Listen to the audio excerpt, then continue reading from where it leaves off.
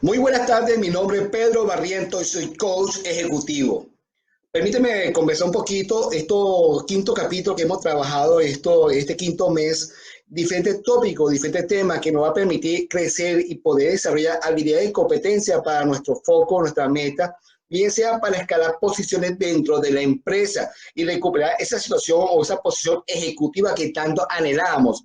También nos va a permitir, igualmente, si sentimos que llegamos al techo de esa estructura, podemos prepararnos para un salto transversal y poder trabajar en otra compañía, en otro rubro o sencillamente poder emprender nuestra meta o nuestro proyecto personal.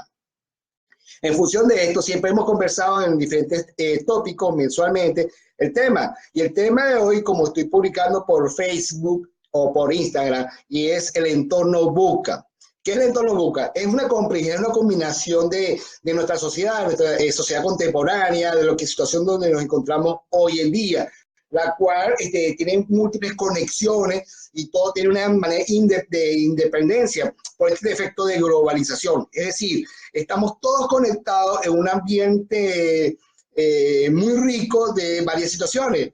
Y en función de esto, busca, según su agrónomo en inglés, que al traducirlo al español significa la volatilidad, lo volátil que es nuestro entorno, el mundo incierto, tanto el nivel de incertidumbre, el nivel complejo, toda esa cantidad de partes o piezas que nos van a hacer esas relaciones y lo ambiguo de todo esto. Eso sus siglas, volátil, incierto, complejo y ambiguo. Para poder detallar un poco mejor esto, permíteme, le pido permiso, poder contar una pequeña historia personal que yo tuve del año 92 al año 94. Bueno, para ser más exacto, fue creo que en el mes de febrero del año 93, si recuerdo bien. Del año 92 al año 94 yo era soldado y hemos hablado en otros temas, por ejemplo, un estilo de liderazgo es el de mando y este estilo de mando se caracteriza mucho el tema militar. Sabemos que los militares siempre tienen una tendencia de su estructura o su estilo de liderazgo de mando. Ellos dicen, se cumple y punto. En función de eso, en mi experiencia durante el año 92 al año 94 como soldado de la Fuerza Aérea de Venezuela, tuve ese estilo de liderazgo que la cual era común en mi entorno. Entonces, hablando del entorno VUCA, lo volátil, lo incierto, lo complejo y lo ambiguo, en el año del 93 yo me encontraba un día jueves de guardia, esta persona que lleva el control de dónde están los soldados, si están de permiso, si están de reposo o cuántos están de guardia. Digamos que un inventario de tropas. Entonces, en mi posición, yo tenía que el día siguiente, el día viernes, me iba de permiso que tanto anhelaba para poderme irme a mi casa a descansar.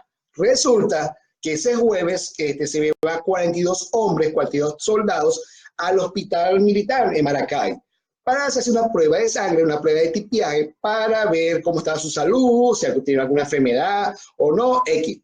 Proceso habitual. Se me dan los 42 hombres que normalmente llegaban a 1 de la tarde, 1:30 de la tarde, esta tropa de regreso después de hacer las pruebas de sangre. Resulta que de los 42 soldados regresan 41 y solamente uno se queda hospitalizado. Era un chico venezolano, de padre y madre venezolano, pero que al momento de nacer se fue a Colombia y crece toda su infancia en Colombia, pero al cumplir la mayoría de edad se regresa y en una ciudad fronteriza con Colombia, que se llama Maracaibo, él se entrega voluntariamente para cumplir su servicio militar. Da la coincidencia que personalmente yo fui en el año 93 a tomar a esos soldados y los recluto en el mes de enero para que cumpla sus 2 años, sus 24 meses de servicio militar obligatorio. Entonces, para hacer la historia, el hombre, bueno, el chico venezolano, que le decíamos el colombianito, se portaba muy bien, se ganó la confianza del coronel, se ganó la confianza de todo el equipo, incluso mi confianza. Como estaba cerca de la época, eso fue en octubre, no, perdón, cuando estaba cerca de la fecha de Navidad, resulta que esta persona no tenía dónde ir ese diciembre. Y yo le puse mi casa a disposición para que acompañara esta fecha decembrina junto a mi familia, porque, oye, me daba tristeza o tenía empatía con él porque me daba algo de preocupación de que no tenía dónde pasar su Navidad. Pasa el tiempo, ese viernes yo recuerdo que yo me iba de permiso, entrego mi guardia y lamentablemente mi ser oficial, no te vas de permiso, te quedas. Ese fin de semana que yo me había imaginado que iba a hacer cosas en mi ciudad, con mi mamá, con mi familia, pasear, qué sé yo, se ve de pronto desvanecido, voló, ¡pum! Adiós pensamiento. Y yo dije, bueno, me va a castigar. Eso es algo por ser nuevo, qué sé yo. Entonces resulta que ese sábado, ese viernes, no solamente no me voy de permiso, sino me repite nuevamente mi guardia. Es decir, lo que yo estaba llevando el día de jueves al viernes, ese control me lo obligan, por así decirlo, que nuevamente debo hacerlo de viernes para sábado. Y dije, bueno, aparte que no me dejan ir, me repiten una guardia. Y así lo hice. Y no solamente eso, en la noche me mandan a montar guardias de la noche, 3 horas, con un arma, a pasar revista por las instalaciones militares mientras que el personal dormía. No solamente no me doy de permiso, no solamente me repite la guardia, sino me agrega una guardia nocturna que no es habitual en el término militar. Si está de día, no puedes tener guardia de noche. Y así lo hice. Y no solamente eso. Normalmente tengo mi cama para dormir. Me quitan la cama y me mandan a dormir a un salón del casino que llaman casino de oficiales. Ese salón es para que el oficial pueda tener su cervecita, pueda jugarme juegos de mesa. Es un área de recreación. Y tuve que dormir mi noche en ese espacio, en el suelo, en una colchoneta, en una camita esa delgadita, con uniforme puesto y con armas. Yo dije, concha, el oficial la tiene agarrada conmigo. Pero tiene que ver esto con el entorno busca. Como un tema volátil, como un tema de incertidumbre, es un tema complejo y es ambiguo. Resulta ser que ese chico colombiano, al parecer, era guerrillero colombiano. Él regresa el lunes y cuando regresa el lunes, me piden que lo lleve al dormitorio a buscar sus pertenencias, que le iban a quitar sus uniformes, le iban a poner ropa de civil y lo iba a acompañar a la pista de aterrizaje para que pudiese montarse en un helicóptero que lo iba a llevar a frontera. Así fue, cumplí la orden, lo acompañé, se cambió y se va a la pista. Fue mi primera vez que veo fuerzas especiales en un helicóptero como las películas que se lo llevan directamente. Bueno, se va el hombre y yo regreso. De regreso, el oficial que me acompañaba me comenta que esta persona tenía la orden de degollarnos en la noche. Yo dije, wow, ¿por qué? Si era amigo mío. Bueno, porque era parte de su misión. Le comento esto porque sucedió en el año 92 al año 94, en la década de los 90.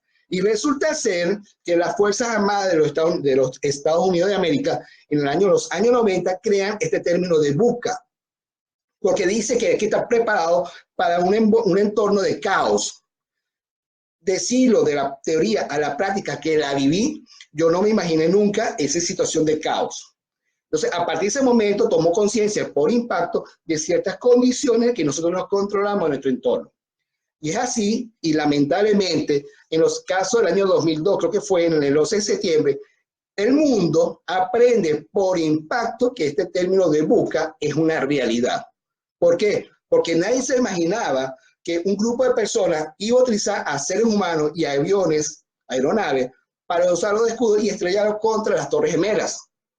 Entonces, eso creó, y yo recuerdo esa sensación que iba subiendo a la oficina, trabajaba en una transnacional, y al llegar al piso 10, donde estaba el área de servicios generales, y otro área estaba el área de ventas, al entrar al departamento, abrir la puerta, y había un televisor pequeño, donde todo el mundo estaba congelado y viendo la imagen de cómo una de estas torres estaba saliendo humo y llamas.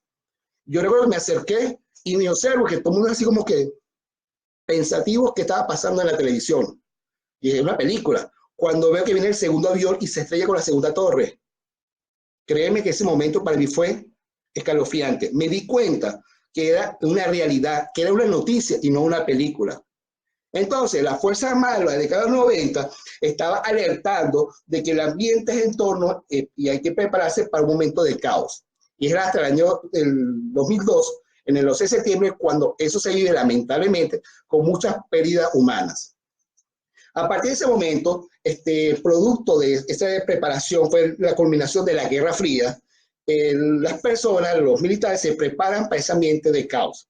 Y no solo los militares, sino también el sector del privado, las empresas. Porque sí es una realidad que nuestro entorno se debe preparar. ¿Por qué? Porque la parte de volátil es esa velocidad que tienen las circunstancias con esa frecuencia para verse afectado por el entorno. ¿Por qué lo digo? Porque hay que combatir ese nivel de volatilidad. Y vamos más adelante, ¿cómo vamos a contrarrestar eso? Pero eso es lo volátil. Y en cuanto a la incertidumbre, Pedro, ¿cuáles son los pasos?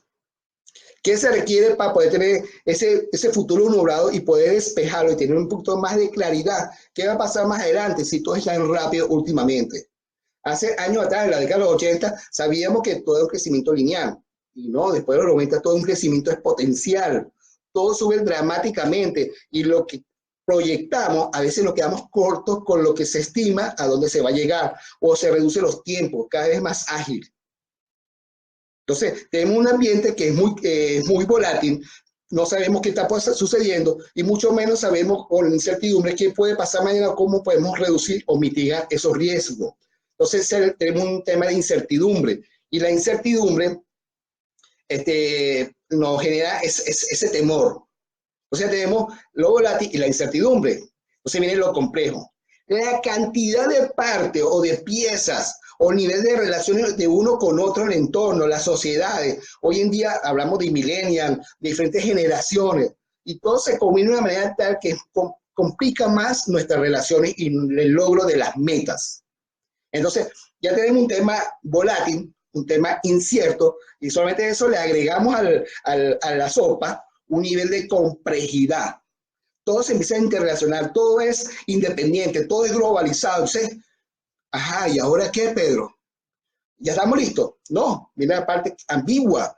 Es la parte de nuestras relaciones, de cómo interpretamos, cómo podemos reducir el riesgo con mayores decisiones. Entonces, toda esa combinación o esos cuatro características hace un entorno VUCA. De la teoría, después de la Guerra Fría, en principio de la década de los 90, cuando la Fuerza Armada norteamericana se prepara para un ambiente de estas condiciones, que lo vimos en una realidad, por lo menos a nivel global, en el 11 de septiembre, creo que fue en el 2002, si recuerdo bien. En mi caso fue en el año 93, una experiencia muy peculiar. En grandes rasgos, que cada uno de ustedes de seguro le habrá pasado y le pasa hoy en día una situación VUCA, que no la asociemos con ese término, es una cosa diferente, pero es una realidad.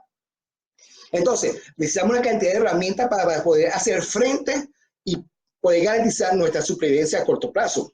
No, pero eso fue en el año 90, eso tarda mucho para que suceda.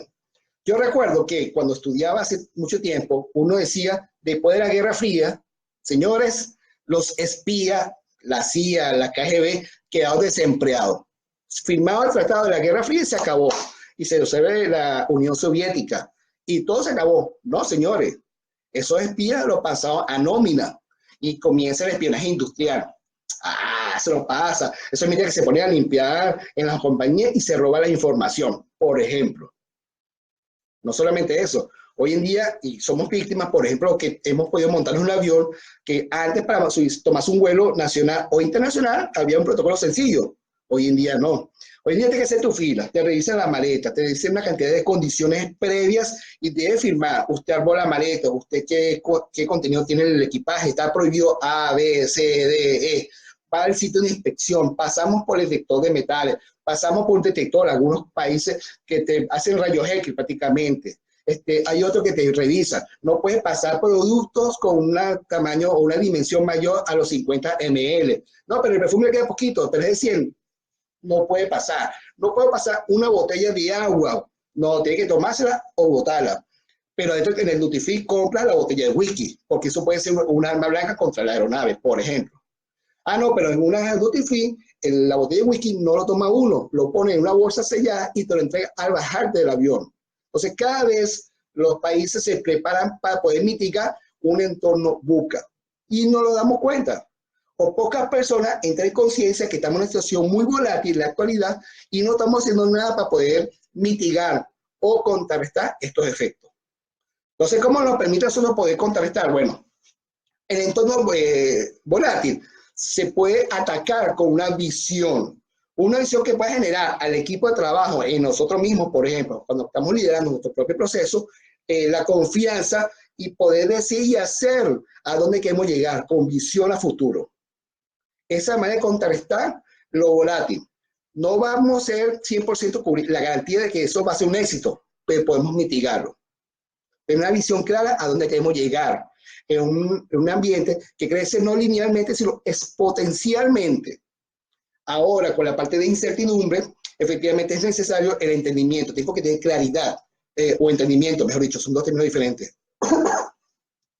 Tenemos que analizar, buscar los datos. Hoy en día se habla de Big Data. Los grandes datos tenemos que analizar, entender y saber qué hacer con el respeto que se merecen nuestros compañeros de trabajo. Tenemos que empezar a liderar el proceso, si se refiere al equipo de trabajo, y si es con nosotros mismos, con respeto a nuestros propios valores, para poder, con ese entendimiento, saber y crear las estrategias necesarias para poder avanzar con este proceso de garantía de que a corto y a mediano plazo podemos llegar a esa visión planificada. Ahora, yo tengo un ambiente entonces, volátil, controlado con la visión, tengo un ambiente incertidumbre, la vamos a atacar con entendimiento, y tengo la complejidad, la suma de esas partecitas, entonces nivel complejo. ¿Cómo lo podemos mitigar? ¿Cómo podemos reducirlo? Con claridad. Hay que ser directo, preciso, transparente, con la mayor entendimiento a las personas que trabajan con nosotros para que nos puedan permitir la colaboración y poder tomar decisiones asertivas con esa claridad, ser preciso. No anda con tintas medias, ser abierto, ser público. Y en ese sentido, vamos a tener el acompañamiento, el apoyo de otras personas para poder llegar a esa visión que hemos proyectado, a donde deseamos alcanzar o llegar, bien sea a nivel profesional, bien sea una situación puntual en nuestra área de trabajo o sencillamente en nuestros propios procesos internos. Siento crecer y hacer como el apoyo de mis hijos, de mi esposa, de mis hermanos, de mis padres, en fin, de la comunidad que me rodea. Y por último, lo más importante, efectivamente, lo en vivo, hay que contrarrestarlo con la agilidad. Tenemos que tener claridad y buenas decisiones para poder nosotros, con una comunicación efectiva, empoderar. Y este término de empoderamiento, que lo vamos a ver la próxima semana, es importante que tengamos presentes. Muchas personas hablan de empoderar el equipo. Yo lo empoderé. Y un gran porcentaje de ese empoderamiento es falso. Porque si yo voy a empoderar a otra persona para que me colabore, me contribuya, tengo que acompañarlo con la autoridad que eso merece. Es decir, si está el área de una empresa de alimentos, que es su división de supply, dentro del equipo de supply tiene el equipo de compras, y está el gerente de compras, dice al comprador, estás empoderado, él tiene la toma de decisión de su categoría, y él puede decidir qué proveedor puede o no puede licitar.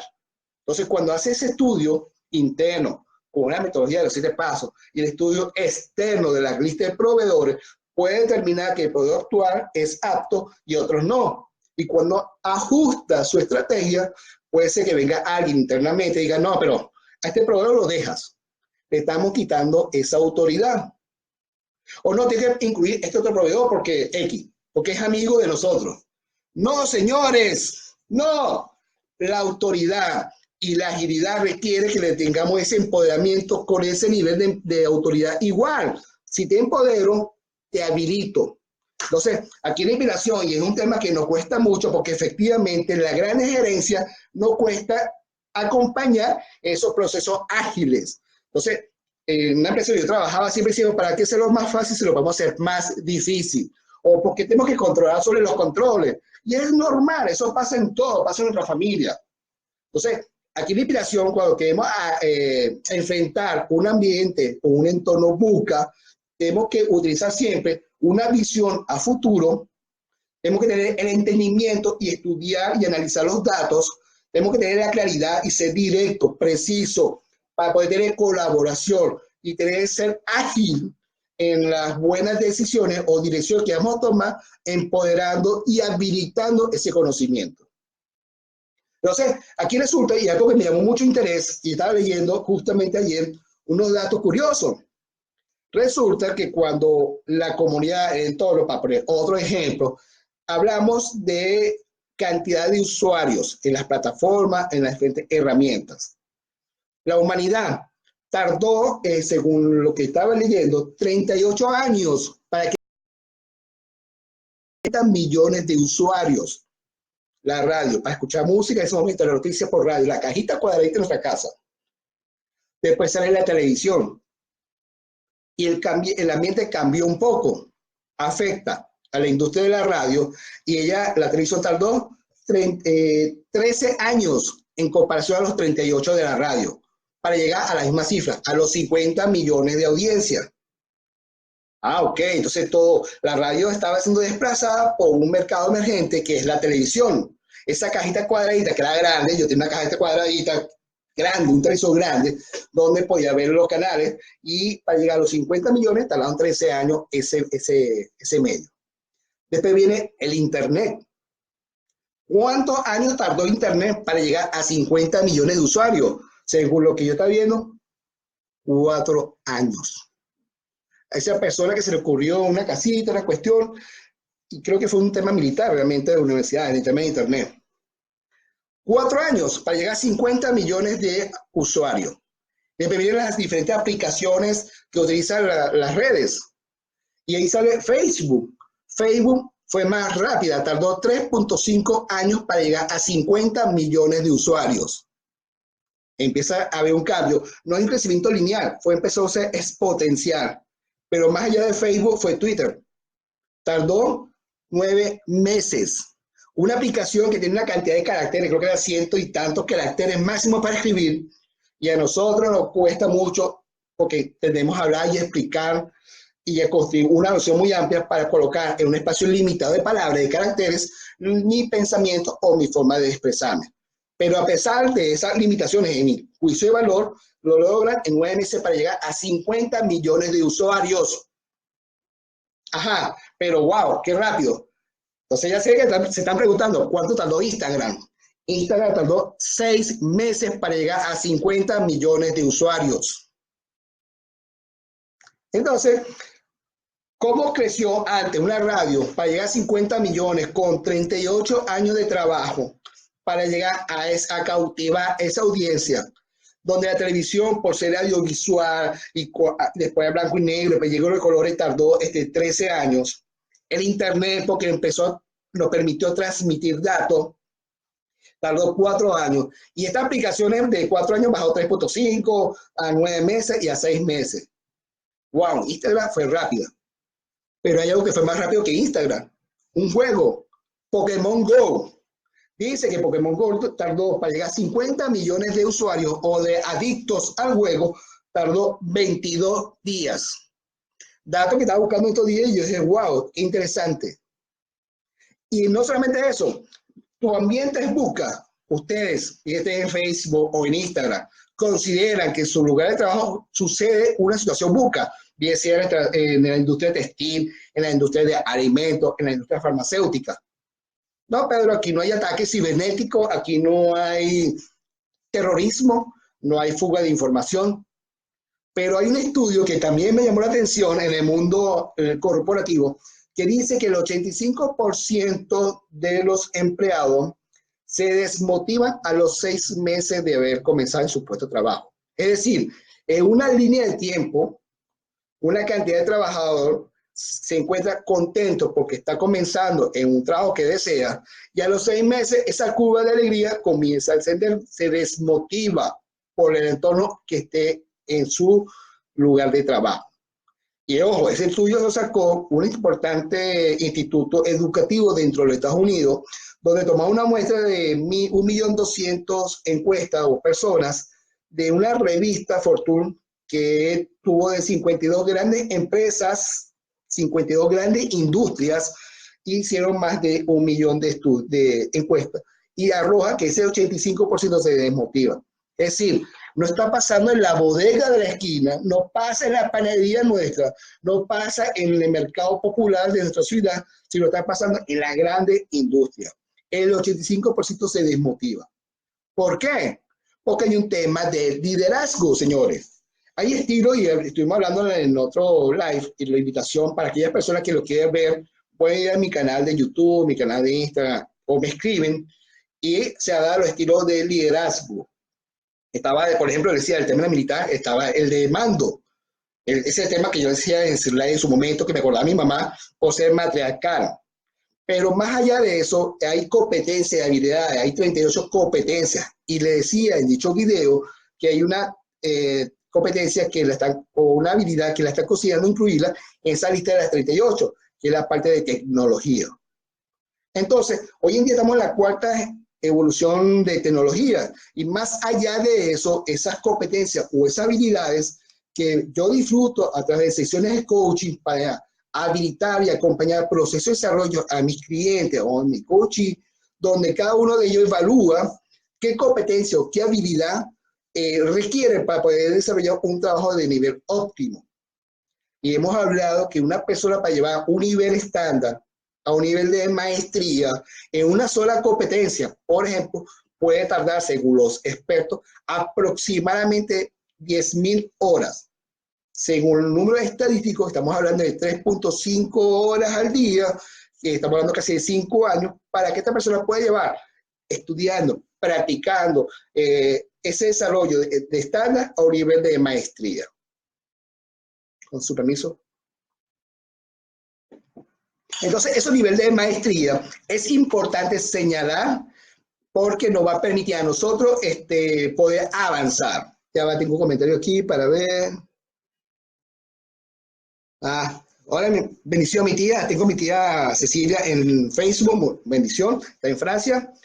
Y efectivamente, bueno, les decía entonces, entre esa habilidad y esas competencias que nos generan a nosotros las oportunidades, en el tema de coaching nos va a permitir, entre esas 38, mencionar algunas que quiero compartir con ustedes que nos va a permitir reducir este tema o este entorno VUCA.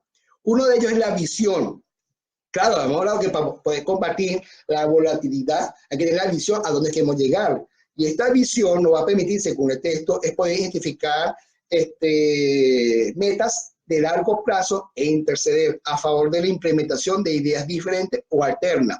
Ya empezamos a ver cuál es su definición, cómo es medido y cómo nos permite alcanzar o reducir estas brechas, en qué nos tenemos que enfocar. Entonces, así como está la visión, también señalo la capacidad de recuperación, ese momento que nos va a permitir nosotros tener esa resiliencia y adaptarnos con mayor rapidez al entorno, que es muy necesario para un entorno VUCA. Otra habilidad o competencia que también podemos en una sesión de coaching considerada en nuestro plan de estrategia de crecimiento personal es análisis y solución a fondo de problemas, que nos va a permitir ese entendimiento, poder analizar y hacer frente, obviamente con el respeto que merece el equipo de trabajo, para que podamos desarrollar las competencias en nosotros, en nuestras funciones de trabajo. Otra competencia, son 38, pero cada quien va a seleccionar las competencias que le hagan mayor sentido para su crecimiento personal, profesional o una situación determinada. Otra que podemos señalar mucho es producir resultados, foco. ¿Qué queremos alcanzar? ¿Cómo lo vamos a alcanzar? Y su descripción muy sencilla, mantener un alto nivel de compromiso personal para lograr que se hagan las cosas. Ejecución, acción. Otra, y no menos importante, por ejemplo, comunicación interpersonal. Esa capacidad de poder transmitir una información de un emisor a un receptor asertivamente, de manera clara, precisa, sencilla, cosa que, por ejemplo, a mí me cuesta mucho. Yo pienso muy rápido en la velocidad que emito las palabras y a veces tiendo a olvidar que le corto las palabras y la gente agudiza su mirada. Así que, y ahí como que, wow. Cuando doy proceso de formación, debo hablar pausadamente, vocalizar y proyectar la voz para hacerme entender. Entonces, esas son habilidades y competencias, entre otras, que lo podemos ejercer. Algunos coaches, algunos clientes me dicen en las sesiones de coaching, pero si esto aplica para uno, aplica para mí igual. ¿Para qué voy a hacer esa prueba contigo? Voy a evaluar, digamos, todas esas habilidades, esas prácticas. Las copio y listo, las hago. No. Resulta que dependiendo de tus habilidades, tus competencias, tu entorno, puede ser que para ti es más importante la habilidad de comunicación en comparación a la visión. Y dependiendo del cargo que ocupe, va a requerir una cantidad de habilidades y competencias diferentes a la posición superior. Es decir, un analista requiere por lo menos 4 competencias en comparación a un supervisor que requiere 6. Y no son la misma. Pero yo que trabajo en la industria de alimentos, en un área de supply, por ejemplo, de abastecimiento, ¿es igual aquí que la competencia? No. ¿Por qué? Porque el entorno es totalmente diferente. La cultura organizativa es diferente. La visión del negocio es diferente, la misión son diferentes, está redactado de manera diferente, por lo tanto requiere de nuestro acompañamiento, de nuestro proceso, habilidades diferentes. Entonces, es importante tener esa claridad y eso lo vamos a obtener a través del acompañamiento de coaching. Yo le decía a ustedes un ejemplo la vez pasada, es como ir al médico, ¿te duele la muela? Sí. ¿Es igual que te trate un odontólogo que te trate, por ejemplo, un dermatólogo? No. ¿Es igual que te trate un cardiólogo? No. ¿Son médicos? Sí, pero son especialistas en áreas diferentes. Y esa es la invitación que yo hacía a ustedes. Si vas a buscar proceso de acompañamiento a través de coaching, búscase un coach certificado. Yo decía, yo soy coach certificado a nivel internacional y no solamente tengo una certificación, tengo una segunda certificación que es una especialidad en el nivel ejecutivo. Soy especialista de un tema y el proceso es continuo. Y tengo una aplicación de una herramienta llamada DIS, que siempre lo invito. Entonces es importante que tengamos esa claridad porque para hacer frente a un entorno volátil, con mucha incertidumbre, complejo y que es muy ambiguo, tenemos que tener una gran visión a dónde queremos llegar, tenemos que tener entendimiento y analizar qué es lo que vamos a hacer para tener una información y ser directo, tener una claridad de los pasos a seguir y efectivamente tenemos que comunicar y tener la colaboración del entorno para ser ágil en la resolución de nuestro problema. Entonces, aquí es importante que tengamos nosotros amigos presentes para poder reducir estos riesgos que estamos totalmente latentes. Recientemente en Francia sé que hubo un atentado, la iglesia que se quemó, no fue un atentado, fue un incendio, tengo entendido, pero se quemó un gran valor de la humanidad. Y no solamente eso, todos los países estamos sumergidos a un entorno incierto y vemos que la cuarta revolución tecnológica, donde ya se habla de realidad virtual, donde estamos hablando de inteligencia emocional, donde hay videos, donde hay máquinas que juegan contra el humano. Antes era el juego de ajedrez, ahora juegan ping-pong. Entonces, tenemos que estar preparados porque cada vez estas empresas se están reduciendo, los puestos de trabajo son cada vez menor y hemos dicho que de aquí a 15 años, de estas 500 empresas líderes mundiales, un gran porcentaje van a desaparecer porque el consumidor está cambiando hábitos de consumo, quiere participar en la toma de decisiones. Entonces, señores, ¿qué estamos haciendo nosotros para poder adaptar en un entorno VUCA? ¿Qué proceso requerimos para poder desarrollar habilidades y competencias que nos permitan sobrevivir? No nuestra generación de futuro, nosotros ahora ya estamos en una cuarta revolución industrial con un entorno con mucha incertidumbre, muy volátil, ambiguo y muy complejo. Para todos ustedes, Pedro Barrientos, coach ejecutivo, y le doy mil gracias por acompañarme en el día de hoy. Y para aquellas personas que deseen mayor información, los invito a mi blog, a que pueden leer este contenido que va a ser publicado en el día de hoy. Más allá de eso, pueden ir a través de mi canal de YouTube. Recuerden, por favor, ver que hay una historia del 15 live anteriores. Pueden visualizar, pueden, si les gusta, compartir, darle like para decirme, Pedro, está bien, hagamos un like de color verde, por ejemplo. Y sobre todo, y muy importante, compartan con su entorno, con sus amistades, porque le van a agradecer. Mucha información, esto lo hacemos de corazón para el bienestar de muchos de nosotros, porque queremos construir una comunidad agregando valor. Muchas gracias a todos ustedes y me despido con un cordial saludo de Chile, Santiago, para todos ustedes. Bendiciones a todos. Chao, chao.